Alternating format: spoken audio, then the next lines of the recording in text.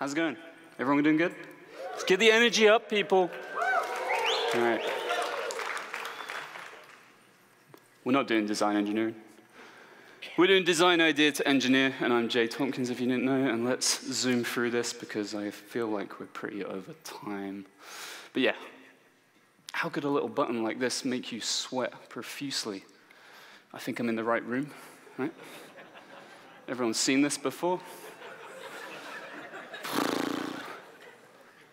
It's not that hard though, right? There it is, right?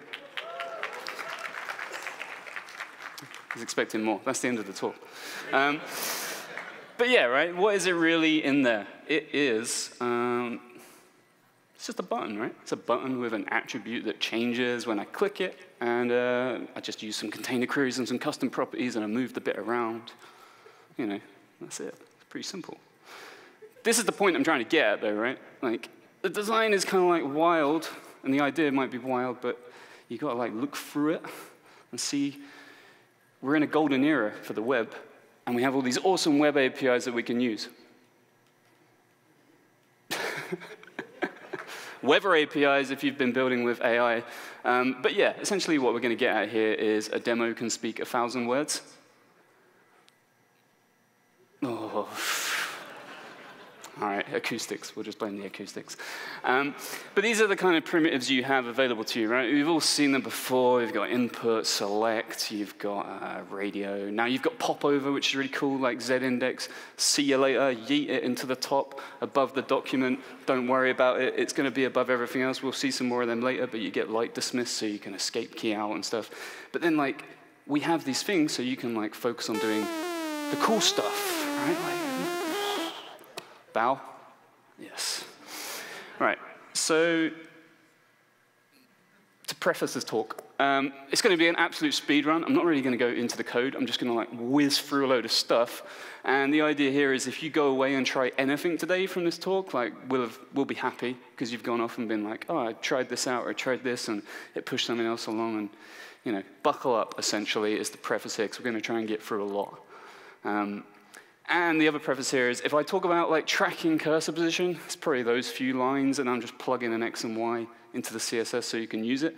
And if I'm talking about grabbing the index, I've probably inlined it, server rendered it or something as a inline style, and I've got the count on the top. We went through the review, and it was like, how are you getting that? That's why I've put that in there. So let's start small. Text area. Oh, I forgot to mention that on the other one. Text areas, right? They still can't resize. Well, they can now, right? It's one line of CSS that's coming, which is pretty cool. And you can do stuff like constrain it with like line height units, which is another thing. You get like a little accented scroll bar and some glowiness, and it's like, yeah, it's all right. That's all it is. Field sizing, content. Use a min and max height, line height. Yeah, field sizing, content, scroll bar color, scroll bar width. Yeah, but how did you do the border, right? That's the bit everyone asks about. Don't care about the cool bit. Just want to see how the border works. So how does that work? Well, just layer up some backgrounds. You've been able to do that since before I could CSS. And you just use padding box, border box, a transparent border, and you just kind of layer it up. Let the demo do the talking, right? Sandwich up, bam. That's how it works. But then you want to make it interactive, so you use your cursor position. Don't have to explain that, because I did it on the first slide. But I'm just plugging that into the gradient, right? Kind of cool, and that's how it works. But when we move on, and we're like, OK, yes, great. But I want the middle to be punched out, because that's what someone's going to ask. Mask composite, that's what you need. Another element on top, grab a border, punch the middle out with an intersection, and then you can do whatever you want with the border. That's how it looks. That's the kind of thing you can do. Kind of cool, but if we spread it out, it's just loads of unnamed layers with borders.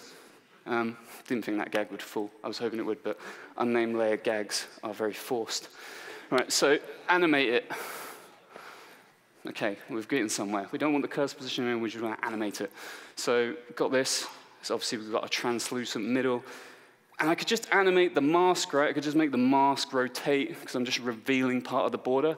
But it kind of like speeds up in the corner, and you're like, oh, I'm going to get around that.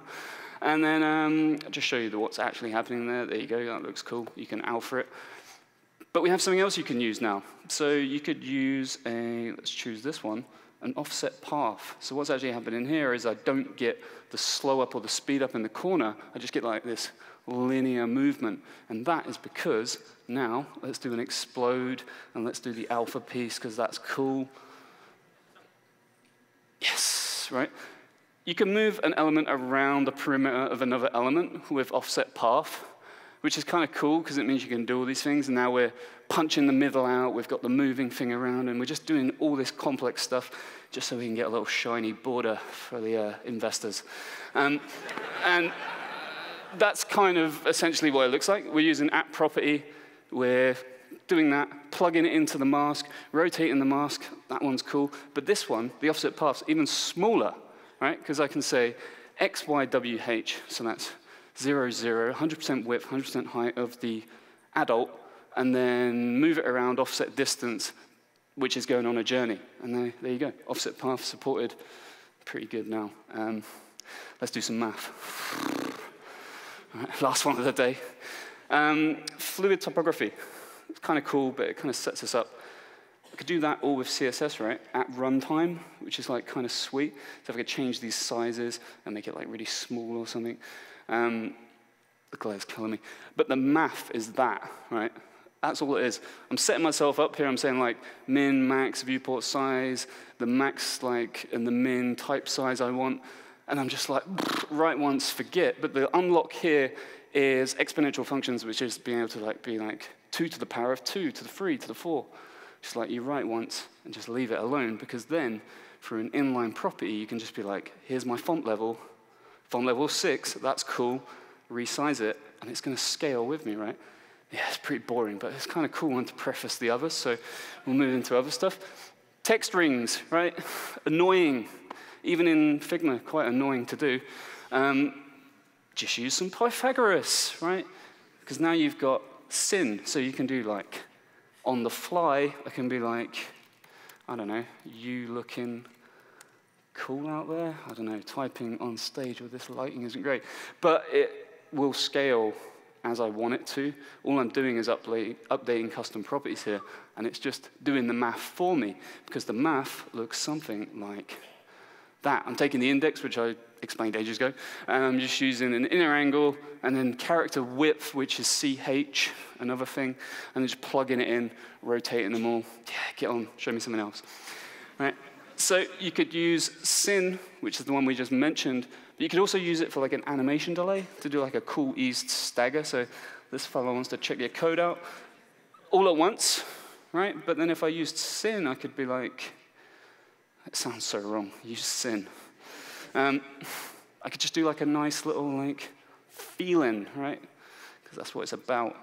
And there you go, like, there's the different ways. I've got a delay set, but then if I was doing it like a linear step, I'd be like, oh, how much should I increment it by? Is it 0.0325 seconds times the index? And it's like, I don't know, I'm just going to be messing around with it. But with sin, I can just be like, okay, what's my spread angle? I mean, you probably want to work at this math some other time. Blurring, right? Blurring's another good one. People like a good blur, and then the developer has a meltdown when they have to try and do it, and Safari hates it. But we'll show how it works anyway. Essentially, you're overlaying something in lots of layers, right? And this is where the exponential function part comes in quite handy, because you can like layer up these little bits, and they progressively blur, but like mask more intensely, if that makes sense. But you could like move this around, and like you can see the blur gets stronger as you go in. Yeah, that's cool. That's how it looks, right? You could use it with an exponential function. You could like blow up the layers. We didn't actually show that. If we do pow, write all these configurators, then forget how to use them.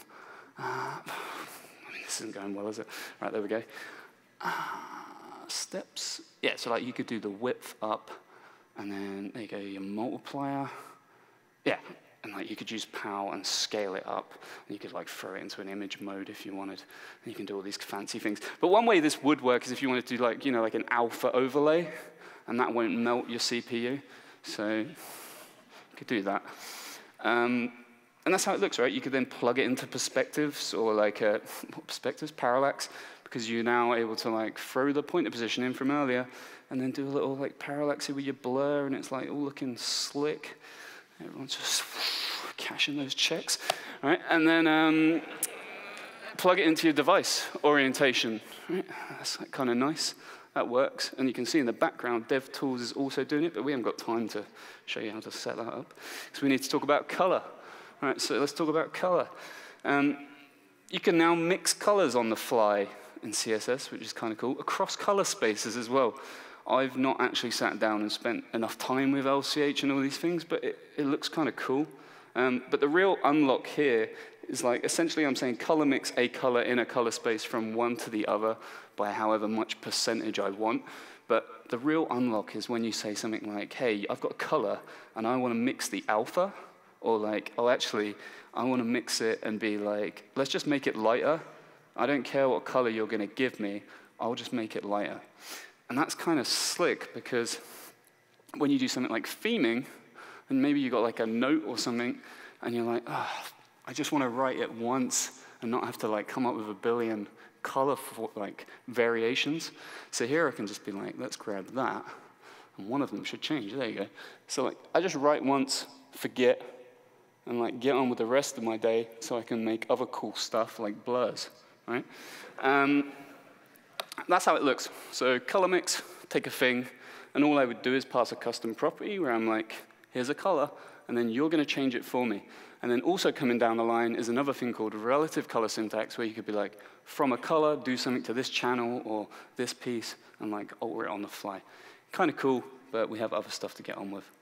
So view transitions. This whole deck is view transitions.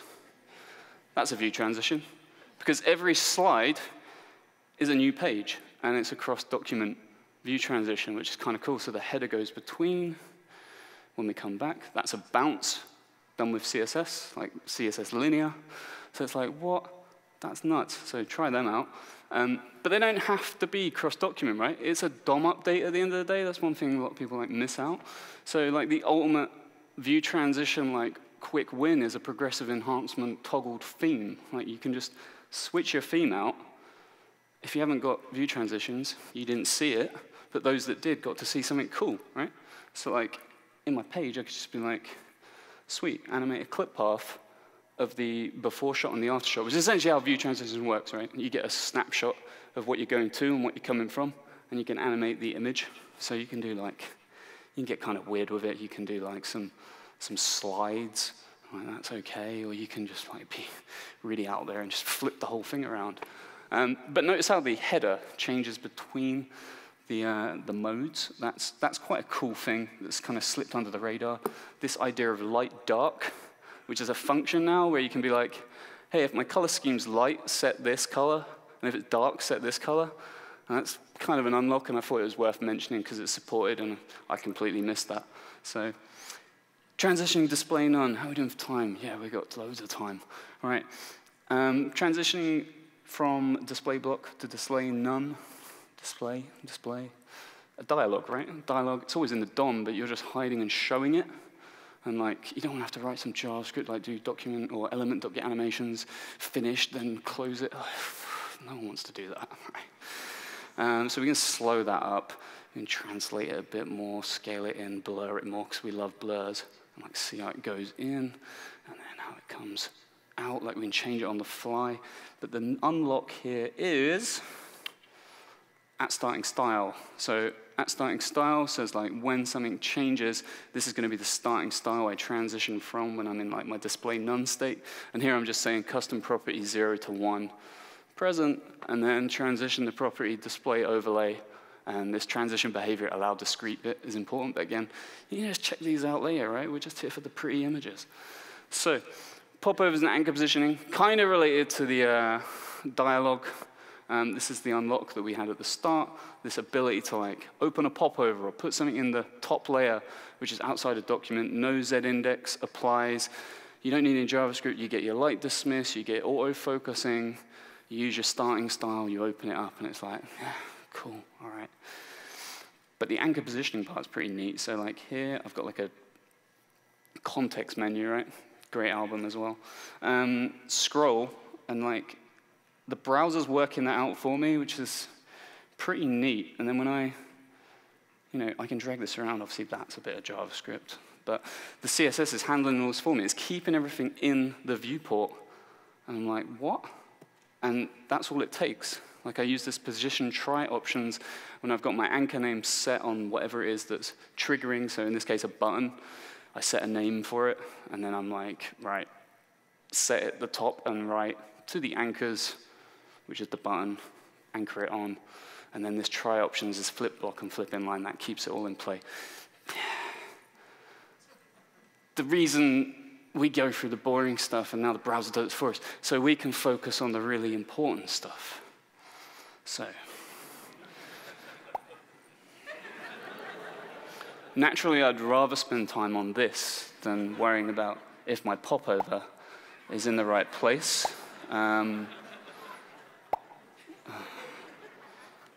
Nope. Nope. Yes. Right. That's way more fun. Right. So popovers in disguise. It's a popover, right? It's a button. But like, it's a disclosure at the end of the day. Like, it can just be a form that pops out of a button. Because if I slow it down, you can see how it morphs back, right?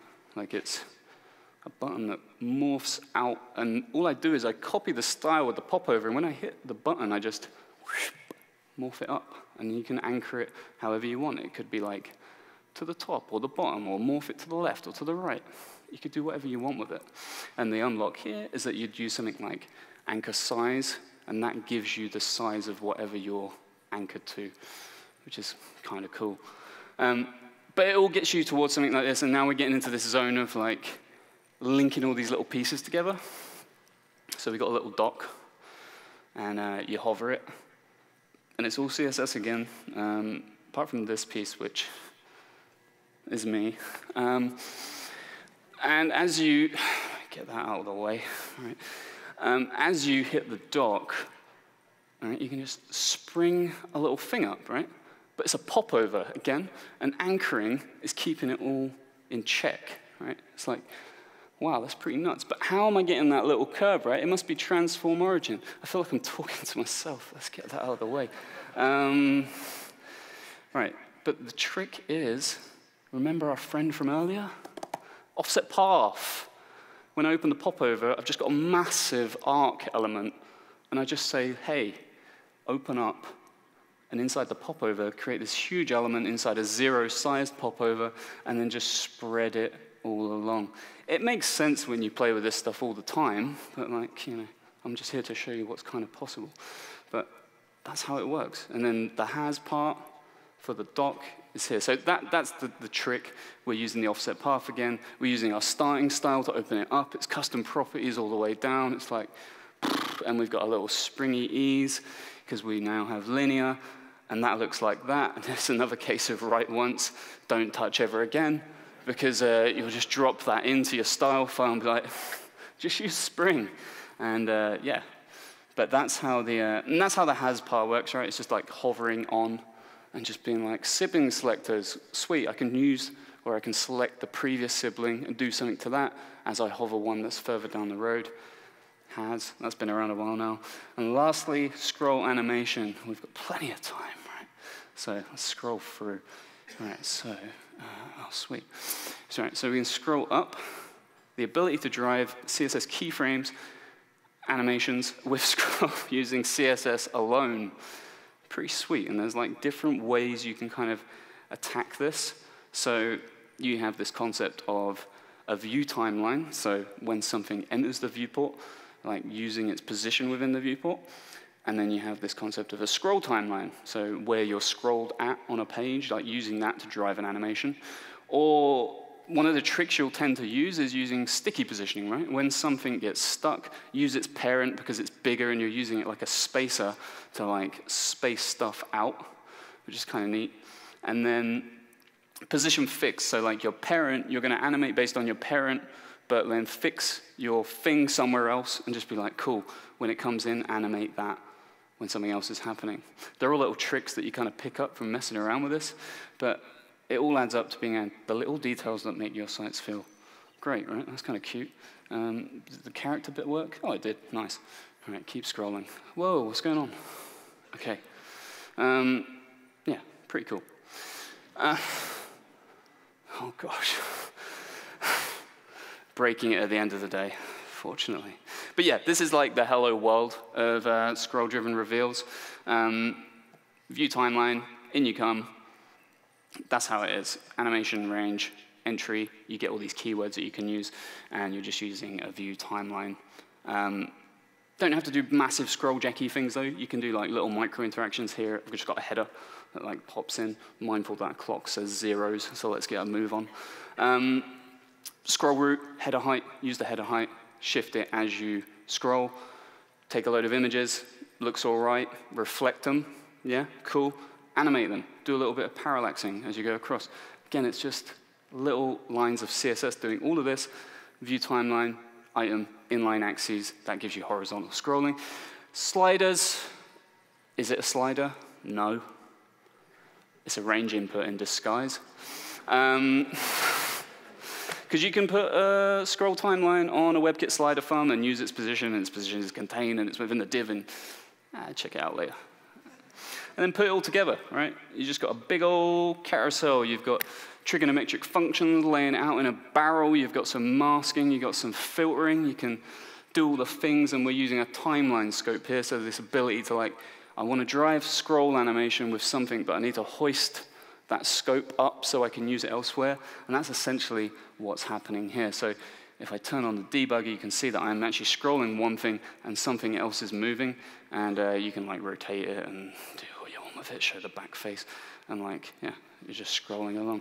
It's kind of cool. You can do like, yeah, cool. And that's pretty much it. That's how it looks on a device. You could do some scroll snap. And yeah, I've been Jhey Tompkins. That's the end of the sprint. These are all the things that you've seen. Go try them out. Come find me.